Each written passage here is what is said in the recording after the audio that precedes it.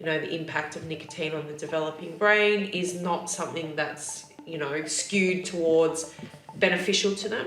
We know that it can impact that. So that's one concern. And the way in which it's taken up the nicotine compared to the cigarette is a little bit different. So the delivery system, I believe, is a little bit faster. Okay, we understand nicotine and we understand the addictive nature of nicotine that's been around, but what are these other chemicals? That's the big mystery. Because kids take for granted. It seemed to be a certain point in time where cigarettes were really dropped down in terms of their use. It was such a win for our culture. It was almost like, oh wow, this is a thing of the past. Yeah. How did it come into play, vaping? So I believe it's been around for actually quite a long time. Yeah. But it's the popularised version of that. And when did it become so popularised? Probably around that COVID era. Yeah. The problematic rise of it started